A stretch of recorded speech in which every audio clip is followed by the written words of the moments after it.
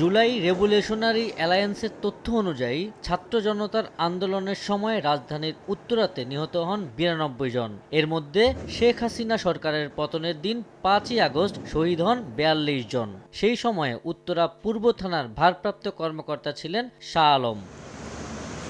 হত্যা মামলায় বুধবার শাহ আলমকে কুষ্টিয়া পুলিশ লাইনস থেকে গ্রেপ্তার করে উত্তরা পূর্ব থানার একটি দল বৃহস্পতিবার দুপুর ১২টার দিকে আদালতে নেয়ার সময় কৌশলে পালিয়ে যান সাবেক এ ওসি। কিভাবে পালালেন তিনি? কুষ্টিয়া থেকে গ্রেপ্তার করে রাত্রে এনেছি।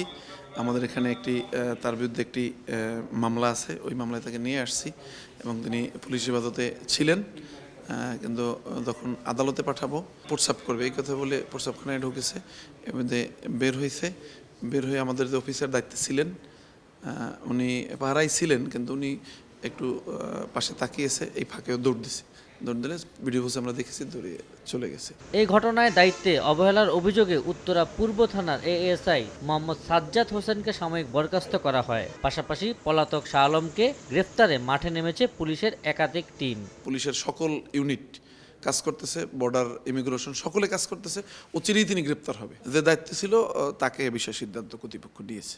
হত্যা মামলার আসামি পালিয়ে যাওয়ায় থানার সামনে অবস্থান নিয়ে প্রতিবাদ জানান ছাত্ররা। ঘটনায় জড়িতদের বরখাস্ত সহ দ্রুত সময়ের মধ্যে আসামিকে পুনরায় গ্রেফতারের আলটিমেটাম দেন তারা। তাকে গ্রেপ্তার করার পরে কিভাবে এই থানা থেকে সকল পুলিশের সামনে দিয়ে একজন আসামি পালায়া গেল, এই বিষয়ে আমাদের কনফিউশন আছে।